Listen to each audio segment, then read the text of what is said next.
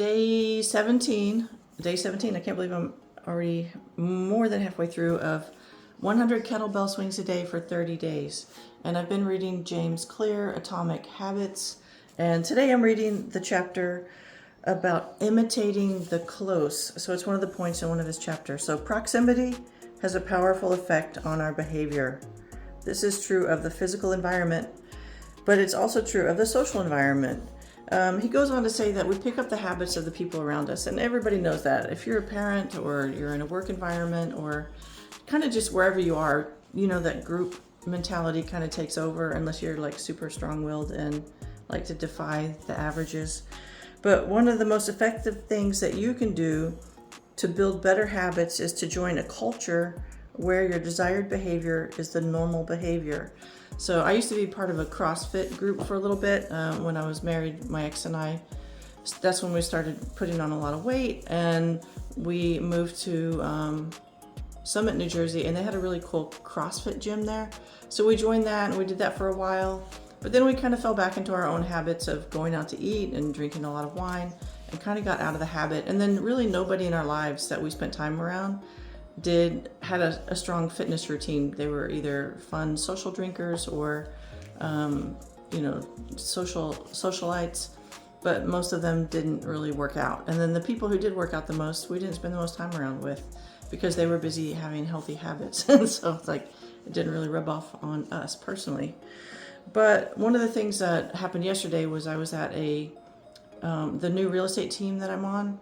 They have a Q3, Q4 planning, and that was yesterday. So it was really cool seeing all the people at this team. And 8 of us joined a team of over 35 agents, and they had everybody go to the board and write on the board what their goal was for the last half of the year, how many clients they wanted to help, how many deals they wanted to close. And it was interesting because I was a team leader of my own team, and it was a bunch of new agents, and these agents were more seasoned and they were plugged into a stronger ecosystem that has systems and processes in place that had been around together for like 15 years now. And my team for being around for a year and a half didn't have a strong ecosystem, and I was trying to build it, but I finally decided, why try to build it from scratch when there's another team in the area that I can just plug into and be connected with and join, and the people who want to achieve at a higher level can come on board with them and plug into their system. So yesterday was a great example of what James Clear talks about proximity having a powerful effect on behavior. So if you're thinking about getting started on your fitness journey, I recommend kettlebells. I mean, I already feel a difference in me. I see a difference in me. I'm not at my ideal weight yet, and I don't have a number in mind. I just have a body style in mind. I just know how I want to fit in my jeans. I know how I want my stomach to look and my arms to look.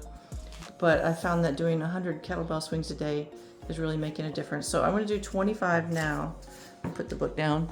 And then I'm going to do the other 75. Well, I'm going to do 33 now, and then I'll do another set of 33, and then a set of 34.